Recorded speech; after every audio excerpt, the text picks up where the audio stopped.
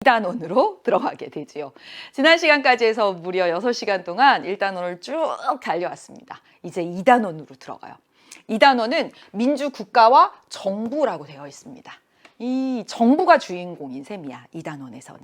그래서 전체적으로 01에서는 이 정부의 민주주의 국가에서 정부의 형태는 무엇이 있는지, 그리고요, 정부라면서요, 우리나라 정부, 우리나라 국가기관에 대해서 배우고 지방 단위의 정치, 그래서 지방자치가 새롭게 들어갔습니다. 올해 정치와 법으로 바뀌면서 얘가 새롭게 들어간 부분이 돼요. 그전에는 없었어, 작년까지는. 됐죠? 2단원의 주인공은 누구다? 정부. 그래서 가장 처음 할 건 민주주의 국가에서 정부 형태는 무엇이 있는지 얘부터 하겠다 라고 하는 겁니다. 여러분은 교재 46쪽 펼치시면 돼요. 그래서 46쪽 보도록 하겠습니다. 정부가 뭘까? 일단 정부가 뭘까? 정부 많이 들었죠? 뉴스에도 엄청 많이 나옵니다. 문재인 정부. 문재인 정부라고 할 때 이 정부는 문재인의 행정부를 말하겠지. 그치? 그런데 넓게 정의하면 이 정부는 행정부, 입법부, 사법부 등의 한 나라의 기구를 의미합니다. 넓게 정의하자면 행정부, 입법부, 사법부 많이 들어봤을 거야. 그런데 많은 나라에서 이 사법부는 어떠냐면 독립되어 있고요. 또 이 사법작용은 굉장히 소극적인 작용이야. 시민이 뭔가 사법부에 요청했을 때, 청구했을 때 작용이 일어나잖아요. 그래서 소극적인 작용이기 때문에 정부 형태에 큰 영향을 미치지 않아요. 얘는 독립되어 있고, 따라서 행정부와 입법부와의 관계가 어떠하냐에 따라서 정부 형태를 나눌 수 있어요. 여기까지 이해됐어? 그렇지. 그래서 행정과 입법의 관계에 따라서 정부 형태를 크게 두 가지로 나눠 볼 수 있어요. 행정부와 입법부의 관계가 별로 안 친해. 완전 분리평이야. 분리평이 있을 수 있고, 그리고 이 둘의 관계가 매우 긴밀해요. 그것을 바로 융합형이라고 합니다. 융합형. 그래서 이렇게 행정부와 입법부의 관계가 엄격하게 탁 나눠져 있는 분리평의 정부 형태가 뭐냐면 여러분이 정말 많이 들어본 그렇지, 대통령제야. 그래서 첫 번째, 대통령제에 대해서 공부를 하도록 하겠습니다. 두 번째, 이 행정부와 입법부의 관계가 긴밀하고 융합적인 두 번째, 의원 내각제에 대해서 하겠습니다. 이 두 번째예요. 대표적으로 대통령제인 나라 어디 있더라? 미국. 그래서 미국의 대통령제. 대표적으로 의원 내각제인 나라는 영국. 제가 그 혀바늘이 돋고 막 혀에 막 이렇게 막 구멍 뭐라 그러지? 구내염? 그래가지고 발음이 좀 약간 이상해. 내가 말하면서 발음이 약간 이상한 것 같은데 괜찮아요? 아무튼 그래. 대통령제, 의원 내각제 대표적으로 전형적인 정부 형태야 이게. 그런데 각 나라의 상황이나 역사적 배경이나 전통에 따라서 다양한 정부 형태들이 나타나고 있어요. 이 대통령제와 의원 내각제를 절충한 형태도 있어. 그게 바로 무엇이냐면 세 번째 배울 거, 이원 정부제 또는 이원 집정부제라고 써있는 교과서도 있어요. 그래서 가로 열고 집 이렇게 쓸게. 정부제. 이원 정부제라고 하기도 하고 이원 집정부제라고 하기도 하고, 이원 정부제를 하는 대표적인 나라가 어디냐면 프랑스를 중심으로 공부를 할 거예요. 엄청 하지. 그러면 우리나라 것도 해봐야지. 그치? 네 번째. 이제 우리나라의 정부 형태야. 우리나라 정부 형태 뭘까? 선생님, 대통령제잖아요. 맞아. 대통령제야. 우리나라 정부 형태는 대통령제인데 대통령제야. 그런데 전형적인 미국식 대통령제랑은 달라. 여기에 뭐가 들어가 있냐면 의원 내각제적 요소가 들어가 있어. 대통령제인데 의원 내각제적 요소가 들어갔으니까 얘가 중요하겠지. 그렇겠지. 그래서 이렇게 네 가지를 다음 시간까지 해서 앞에 두 가지는 이번 시간에, 뒤에 두 가지는 두 개는 다음 시간에 이렇게 공부를 할 겁니다. 그런데 이거 보고 나면 의문이 들지 않아? 질문이 들지 않아? 뭐냐면 이원 정부제인지 집정부제인지 뭔지 처음 들어봤는데 내가 이거 이렇게 했잖아. 대통령제와 의원 내각제를 절충한 거예요. 이렇게 말했지. 우리나라 대통령제인데 의원 내각제 중요소가 들어간 거예요. 선생님 이거 똑같은 거 아니에요? 다르단다. 이거 많이 질문하더라고요, 학생들이. 네, 다음 시간에 명확히 얘는 대통령제와 의원 내각제를 절충한 거고 우리나라는 대통령제야. 대통령제인데 의원 내각제 중요소가 들어간 거라서 다른 거예요. 그래서 쭉 네 가지 기억하고 이 체계를 아는 게 너무 중요해. 그래서 나는 이걸 가렸어. 지금 가렸어. 정부 형태를 나눌 때 행정부와 입법부의 관계에 따라서 둘의 관계가 친해. 그럼 뭐라고? 의원 내각제요. 둘의 관계가 분립되어 있어요. 그러면 대통령제. 절충된 거 이원 정부제 그리고 우리나라의 정부 형태 이렇게 네 가지입니다. 성취 기준 볼까? 민주국가의 정부 형태를 이해하고 나왔지. 그치? 민주국가의 정부 형태 이와 같은 것들이 있어요. 그리고 우리 헌법에 나타난 우리나라의 정부 형태. 따라서 공부해야 될 건 크게 두 가지라는 것을 성취 기준을 통해서도 파악할 수 있다. 되었어. 그래서 성취 기준에도 표시 좀 해줘. 민주국가의 정부 형태, 민주주의 국가의 정부 형태, 그리고 우리나라의 정부 형태다라고 하는 것이에요. 실제로 수능에 6월, 9월 모의평가 진짜 빠짐없이 출제가 되고 있습니다. 아주 중요한 부분이라고 할 수 있죠. 오늘의 학습 목표, 대통령제와 의원내각제의 특징, 장단점 비교해 보도록 하겠습니다. 진짜 재밌는 부분이야, 진짜. 나는 그렇게 생각한다. 먼저 그거 할 건데요. 여러분 46페이지 아래 여백 있잖아. 그 여백을 하던지 아니면 47페이지에 대통령제 밑에 여당과 야당의 구분 기준 밑에 거기 여백에 쓰던지 간에 무엇을 좀 써야 되냐면 이제 엄청 많이 나올 거거든요. 계속 의회, 입법부, 총리, 수상, 내각, 강요 이런 얘기 막 나올 거거든요. 한 번쯤 정리할 필요가 있겠다. 그래서 이렇게 가지고 왔습니다. 여러분은 빈 공간에 어디든지 써놓는 거야. 합니다. 의회는 뭐 하는 데지? 그렇지, 입법을 담당하는 데죠. 입법기관입니다. 그래서 입법부, 의회 이렇게 섞어서 써도 사실은 상관은 없어요. 엄밀히 말하면 입법을 담당하는 기관을 의회라고 하는 거지. 그런데 우리나라에서 특히 이 입법을 담당하는 기관을 우리나라의 의회를 뭐라고 부르냐면 국회라고 부릅니다.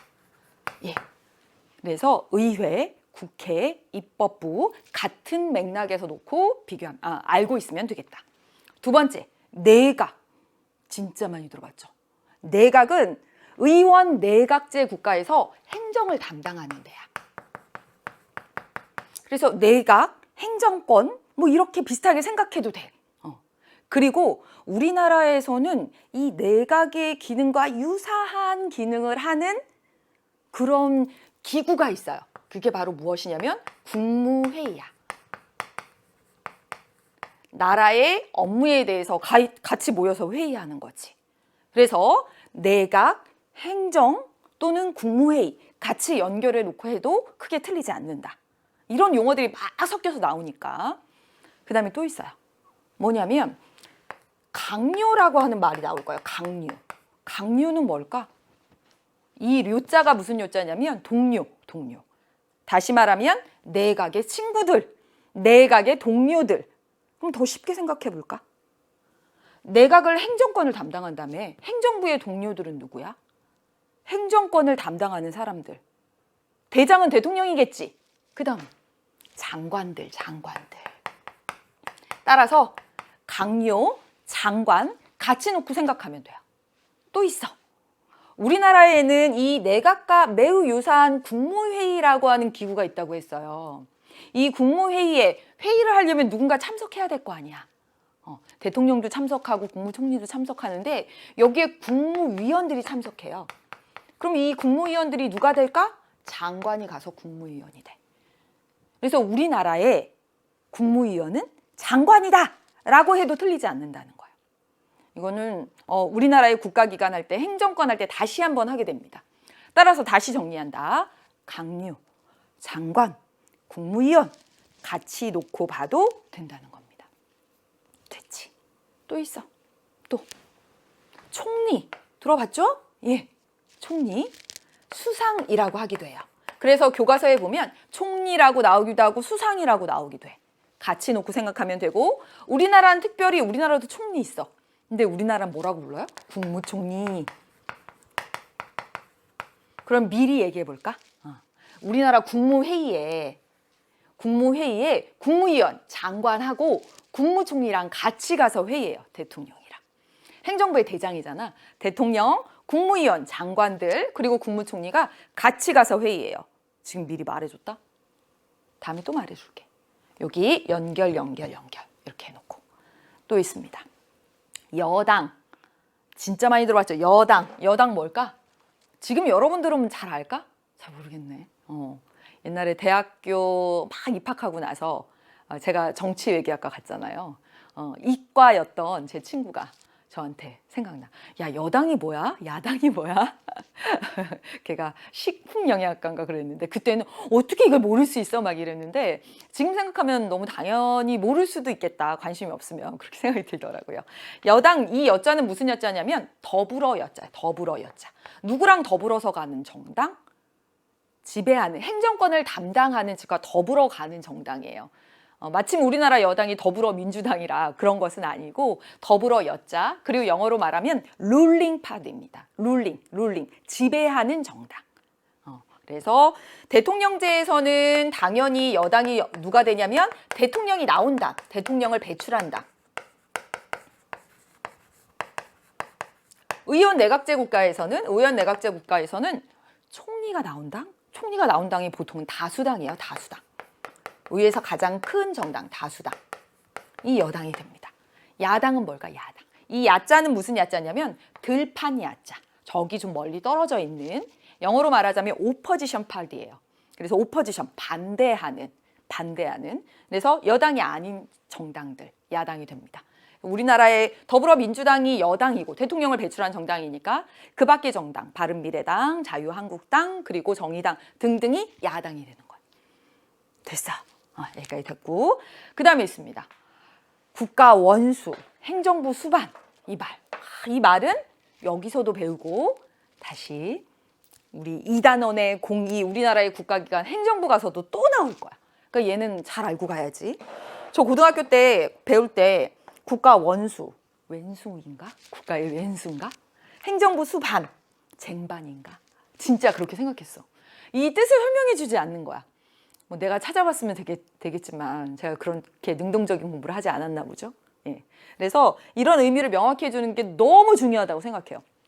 자, 봐봐. 국가의 원수야. 원수. 이 원자가 무슨 원자냐면 으뜸 원자, 으뜸.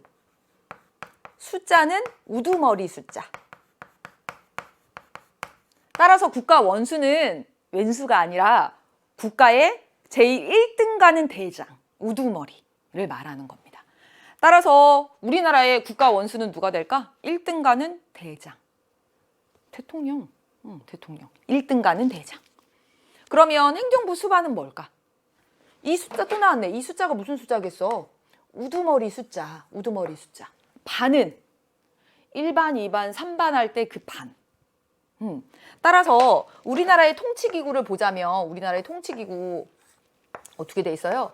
입법부, 행정부, 사법부 이렇게 있다고. 이걸 뭐 반으로 하면 입법부 반, 행정부 반, 사법부 반이 있지. 이 행정부 반의 우두머리라는 의미예요. 행정부 수반. 행정부 반의 우두머리 누굴까? 대통령. 입법부 반의 우두머리는 누구겠어? 입법부 반의 우두머리? 우리나라 입법부 뭐야? 국회의장. 국회의장. 사법부 반의 우두머리 누구겠어? 대법원장. 예, 이렇게요. 됐지? 그러면 여기서 벌써 나오네. 대통령은 국가 전체, 나라 전체 으뜸인 우두머리면서 동시에 행정부 반의 대장이기도 하구나 라는 거 우리나라에서 했습니다. 그래서 이 용어들을 명확히 알고 있을 필요가 있어. 매우 중요해. 앞으로 공부하는 데 있어서. 됐습니다. 이거 기억하고 정리됐을 거라 생각해. 하고 이제 대통령제부터 가도록 하겠습니다. 네, 대통령제 쫙 왔어. 여러분 47페이지인가요? 거의 쓰면서 같이 쓰면서 하면 돼요. 이렇게 돼 있습니다. 대통령제는 뭘까? 대통령제의 정의는 자 여러분 민주국가의 정부 형태라고 위에 돼 있죠. 민주주의 국가에서는 국민이 주인이냐 국민 자치, 국민 주권. 그런데 국민이 스스로 직접 할 수가 없어. 그래서 대표를 대신 뽑아서 의논하게 하죠. 이 대표가 있는 기관이 의회가 되는 거잖아요. 따라서 민주주의 국가에서 국민이 이 입법부를 선출하는 건 너무나 당연해요. 어떤 정부 형태든 이건 똑같아. 여기 화살표가 나가는 거. 국민이 입법권을 담당하는 의회의 의원들을 선출하는 권리가 있는 건 어떤 정부 형태든지 똑같아. 그래서 여기 이것도 나갈 거고 여러분 다음 페이지에 보면 의원 내각제에서도 국민이 입법부의 구성원, 의회 의원을 선출해요. 이건 다 똑같아. 그렇다면 대통령제는 무엇일까? 행정권을 담당하는 누구? 그렇지. 대통령을 누가 뽑아요? 국민이 뽑아요. 국민이 뽑는다. 이게 대통령제야. 다시 정의하자면 대통령제는 국민이 입법부를 따로 구성하고 선거를 통해서 국민이 행정권을 담당하는 대통령을 따로 선출하는 그러한 제도를 대통령제라고 합니다. 예. 그래서 이 입법권과 행정권을 담당하는 대통령과 입법부, 의회는 나 국민이 뽑아줬어. 건드리지 마. 이거고 대통령도 나 국민이 뽑아줬거든. 건드리지 마. 이겁니다. 그래서 둘 간의 견제와 균형의 원리가 명확한 그래서 권력 분리평이라고 하는 거야. 분리평. 여러분 대통령제가 어디에서 시작됐다고? 민주정치의 발전 과정, 근대 민주주의 할 때 우리 공부했어. 미국에서. 네. 미국은 영국의 식민 지배가 너무너무 싫었죠. 우리는 왕이 없는 정치 체제를 할 거야. 그래서 왕은 아니되 왕처럼 강력한 권력, 리더십을 가진 대통령. 근데 이 대통령이 계속 해먹으면 안 되니까 임기를 두고 국민이 선출할 수 있게. 또한 개인의 자유와 권리를 지켜주는 것이 너무 중요하기 때문에 한 사람한테 모든 권력을 줘서는 안 돼. 견제와 균형, 이걸 강조한. 그래서 미국으로부터 이 권력 분립 형태의 대통령제가 탄생을 하게 된 거예요. 그러면 서로 견제와 균형할 수 있는 장치들이 있어야 되겠지. 여기 화살표가 핵심이야, 핵심. 국민이 대통령을 직접 뽑는다. 그래서 우리나라가 대통령제인 거예요. 국민이 대통령을 직접 뽑으니까. 그리고 서로 견제할 수 있는 장치들이 있어요. 뭐냐면 이 입법부에서 하는 일, 의회에서 하는 일은 법을 만드는 일인데 다수당이 자기 입맛에 맞게 법을 만들어 오면 행정부, 대통령은 이를 견제할 수 있는 수단으로서 법률안 거부권이 있어요. 거부권. 입법부도 행정부를 견제할 수 있어. 무엇으로? 여러분 우리 역사에서 봤습니다. 2016년부터 2017년까지 걸쳐서. 그렇지. 탄핵소추권. 고위직 공무원, 이런 대통령이나 뭐 대법원장, 법관도 될 수 있어요. 위법한 일이 있었을 때 탄핵소추 끌어내리는 거예요. 물론 헌법재판소의 판단을 받아야 되고 그 내용은 또 우리나라의 국가기관에 가서 또 공부하게 될 겁니다. 서로 견제하는 이런 장치들이 있는 겁니다. 여기까지 어렵지 않지? 이제 대통령을 한번 봐볼까? 대통령은 어떤 지위를 가질까? 대통령제에서 대통령은 방금 말해줬어요. 국가의 완전 우두머리. 뭐지? 그렇지. 국가 원수. 원수이면서 동시에 그렇지. 이 행정부 반의 대장. 그것을 무엇이라고 말한다고? 행정부 수반이다. 이렇게 말한다고. 자, 대통령을 누가 뽑아줬어요? 국민이 뽑아줬어. 그렇기 때문에 대통령은 국민에 대해서 나를 뽑아준 국민에 대해서 책임을 지면 돼요. 이게 선지로 좀 나오기 때문에 일단 이렇게 써놓고 이해 안 되면 의원 내각제를 하면서 대비해서 볼 거예요. 국민에 대해 책임을 진다. 됐어. 여기까지 대통령제 모두 정리를 해보았습니다. 어려운 거 없어? 괜찮죠? 이제 갑니다. 의원 내각제로 갈게요. 의원 내각제. 우리 내각이라는 용어, 이런 용어들 다 배웠기 때문에 이게 무슨 말인지 알 수 있어요. 의원은 어디 있는 사람? 입법권을 담당하는 의회 의원이 내각이 뭐라고? 행정권을 담당하는. 의회에서 내각을 낳아준다는 거야. 의회에서 내각을 뽑아준다는 거야. 행정권을 담당하는 내각을 뽑아준다라고 하는 겁니다. 의회가 내각을 낳아줬어. 마치 아들처럼. 둘 간의 관계가 매우 어떻다고요? 친밀하다고요. 여기 입법부에서 행정부를 낳아줬어요. 이 화살표가 나오는 거야. 그래서 무엇이라고 말하냐면 권력 융합형이라고 해. 융합형. 여기서 여기를 낳아줬거든. 그럼 어떻게 낳아주느냐? 어떻게 낳아주냐면 국민이 입법 기능을 담당하는 의회 의원을 선출해요. 그러면 여기서 다수당이 있을 거 아니야. 가장 큰 정당. 가장 큰 정당의 대표가 여기 가서 뭐가 되냐면 행정을 담당하는 총리가 되는 거야. 총리가 돼. 그리고 이 총리가 여기에 있었던 친구들을 불러서 같이 내각에, 여기 내각을 꾸리거든요. 내각의 동료가 되는 거야. 총리가 강요를 데리고, 이게 내각을 구성하는 거죠. 내각을. 되었어요. 이겁니다. 둘의 관계가 엄청 친밀해. 권력 융합형이라고 했잖아. 그래서 두 가지 내용을 쓰자면 여기 옆에다가 여러분 쓰시면 되고요. 저는 위에다 써볼게. 왜 권력 융합형인지 보면 여기 의회 의원을 하던 애들이 여기에서 강요? 우리나라 말로 치면 뭐라고? 장관한다니까. 의원의 강요를 겸직해. 되게 친하지? 그래요. 또 있어요. 여기 총리, 내각, 행정권을 담당하는 여기에서도, 내각에서도 법률안을 제출할 수 있어요. 원래 입법은 여기서 하는 건데 여기서도 제출할 수 있어. 행정부에서 법률안을 제출할 수 있어. 그러니까 엄청 친합니다. 또 있어요. 총리는 어떤 지위를 가지지? 총리는 행정권을 담당하고 있네. 그치? 그러니까 행정부 반에 뭐예요? 행정부 수반이야. 그래요? 네. 그러면 국가의 1등인 우두머리는 누가 할까? 국가 원수는 누가 해요? 국가 원수는 누가 할까요? 의원 내각제 대표적인 나라 어디? 영국을 중심으로 이야기를 하고 있습니다. 영국에 총리가 있고요. 총리가 얼마 전에 바뀌었는데 브라운 총리인가? 예, 그런데 바뀌었습니다. 그리고요. 왕은 여전히 93세신가 94세인 엘리자베스 여왕이에요. 여왕이 국가 원수야. 그래서 영국이나 일본과 같이 왕이 있는 나라에서는 국가 원수 왕이 해. 영국이나 일본과 같이. 그러면 왕이 없는 나라는 의원 내각제 못 하겠네? 국가 원수 할 사람이 없어서? 아니야. 국가 원수 누가 하냐면 왕이 없는 나라도 의원 내각제 할 수 있잖아요. 그러면 이 왕이 없는 나라에서 국가 원수는 누가 한다? 대통령이 합니다.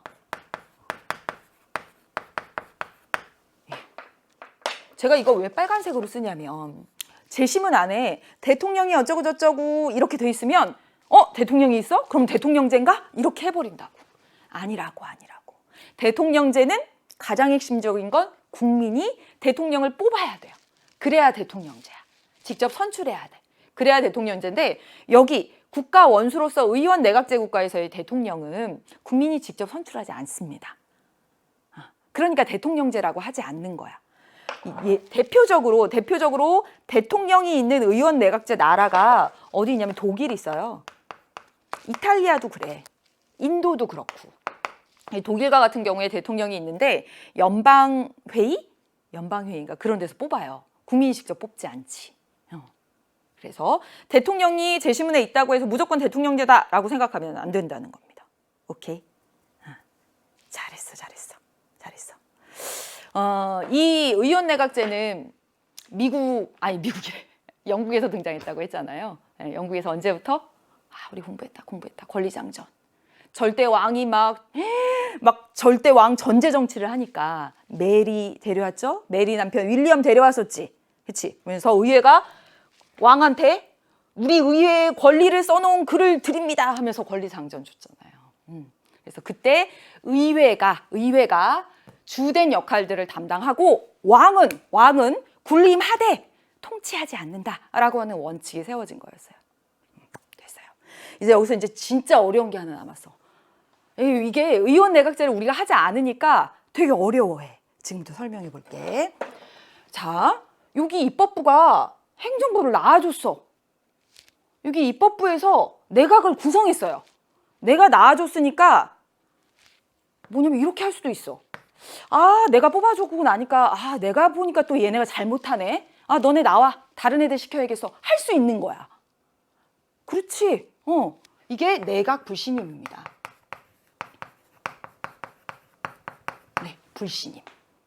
그러면 입법부가 행정부, 내각에 대해서 이런 권한을 가지고 있다면 반작용으로서 내각도 그런 권한이 있어야지. 그래서 뭐냐면 의회 해상권이에요. 의회 해상권. 이게 이해가 안 가, 우리 생각으로는. 자, 예를 들어 보도록 하겠습니다. 때는 2011년 일본 대지진이 있었던 해야. 일본 대표적으로 의원 내각제 국가거든. 그때 당시에 의회가 어떤 모습이었냐면 과반이 넘게 민주당, 그리고 지금은 뭐 거의 자민당이지만 자민당이 굉장히 조그맸어요. 자민당, 일어나라 뭐 일본당인가 있고요. 일어나라 일본당, 뭐 공명당 이렇게 있었어요. 그럼 당연히 의원 내각제 국가니까 민주당의 대표가 가서 내각을 구성하겠지. 여기까지 이해됐어? 그래서 민주당의 대표였던 간이라는 사람이 가서 내각을 구성했어요. 그래서 이른바 간내각이라고 불려. 간내각. 그런데 2011년 대지진 났어요. 정말 어마어마한 재앙이었어요. 간내각이 이 대지진을 잘 수습하지 못한다는 이유로 이 의회에서 이 내각을 교체해야 되겠는데 내각 불신임권을 발동하겠다는 막 소문이 들린 거야. 예. 그러면 1. 내각 불신임권이 결의된다라고 하면 그때 어떤 일이 벌어질 수 있냐면 내각에서 불신임한데 그러면 네, 불신임한다니까 제가 물러나겠습니다. 할 수 있어요. 그게 총사퇴. 하거나 2번 아니면 총사퇴하거나 아니면 뭐 나를 불신임하겠다고? 좋아. 그러면 의회를 해산해서 다시 선거 치러보자. 조기 총선. 이것도 예를 들어서 설명을 드릴게요. 일단 이때 얘기를 해보자면 이때 여기 의회에서 간 잘 못하는 것 같은데 이거 내각 불신임을 결의해야겠어. 이런 말이 도는 거예요. 근데 이게 어떻게 가능할까? 여기 민주당에서 민주당 내각을 냈는데 어떻게 내각 불신임이 가능할까? 예. 왜냐면 이 민주당에 어떤 이탈표가 있을 거라고 하는 막 소문이 도는 거야. 이 간 총리 입장에서는 민주당에서 이탈표가 생겨서 자기를 불신임한다는 결의안이 통과되면 참 좀 수치스럽다고나 할까?